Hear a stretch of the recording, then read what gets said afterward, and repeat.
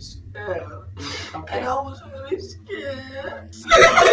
That's okay, son. You were scared. You didn't want to kill. This is the exact moment that the mother of 16-year-old Nicholas Lindsay realized that her son is a killer. Nicholas Lindsay killed a St. Petersburg police officer when he was 16 years old. And now all she can do is watch as her son is sent to prison. Nicholas Lindsay Jr. should spend the rest of his days behind bars. Why?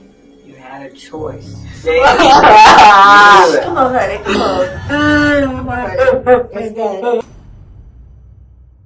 Officer David Crawford joined the St. Petersburg Police Department on July 13, 1985, and spent most of his career working the midnight shift in the patrol division. To those who knew him, he was a compassionate officer, a devoted husband, and a proud father.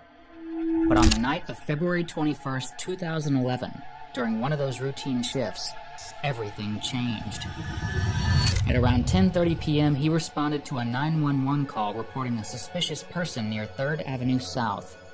The caller described a young man walking through a backyard with a brick in his hand, a slender teenager, black, approximately 5'9" to 5'11", wearing a dark hoodie and shorts. By 10:37 p.m., Officer Crawford spotted someone matching that description and stepped out of his cruiser to approach him. What happened next was sudden and violent. The teenager opened fire, hitting him 5 times at close range. A nearby backup unit, which had been called moments earlier, arrived to find Officer Crawford in critical condition, lying on the pavement. He was rushed to Bayfront Medical Center but died shortly after from multiple gunshot wounds. In the hours that followed, law enforcement launched the largest manhunt in St. Petersburg history.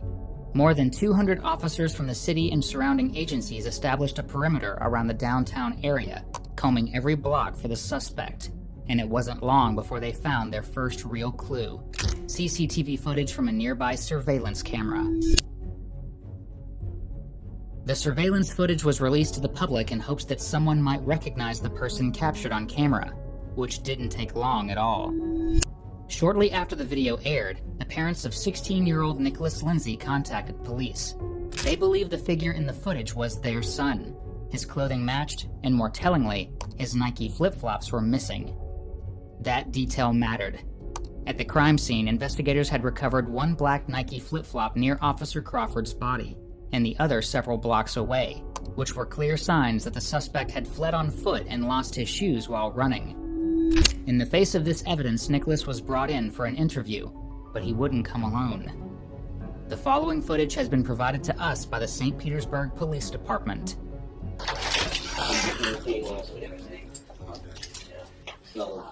I don't know how y'all want to do it. We need to leave? No. Okay, just sit down real quick for a second. Just give us a second. Okay, all right. I'm so proud of you, son. You made a big step. You made a big step. I'll let you You talk made a to big Dominique. step. No, you I can't don't talk to want nobody Dominique right now I because don't want they think Dominique to know. you think you're I'm trying calling to, them. listen, I'm trying to keep Dominique out of this for right now, okay? You did a good job, and You I'm took him proud to the of part. Tell Dominic, I love him. I know. you. You will see him again, see son. him. You will see him again. You'll see him You'll see him again. You want us to move over there? Yeah, you guys want to stay in? Yeah, Yeah. we will stay in. Yeah, could you move over Yeah, there? I so will. You need Stop. to, you need to Sit dry and your talk to face me. up, son. Talk to me. Yeah. What's your name, sir? Nicholas. Nicholas White. Then, Okay, Mr. Come on now. Detective DeLuca. like you. Nice to meet you. Miss White, you know who I am, right? Yes. These are Nicholas's parents, and they had been trying to steer their son in the right direction for years. For starters, Nicholas didn't grow up under easy circumstances. He was raised in a low-income neighborhood marked by gang activity and violence. According to family members, his father struggled with addiction and spent time incarcerated, leaving Nicholas to take on more responsibility at home from a young age.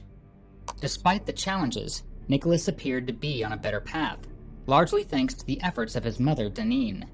She involved him in local anti-gang initiatives and community programs aimed at steering teens away from violence. Nicholas even spoke to the youth in his community about his experiences, encouraging them to make different choices. At one point, the mayor of St. Petersburg even visited their home and remarked that Nicholas seemed like a young man with potential. That same commitment to helping him do the right thing carries on into this interrogation room, as the two urge their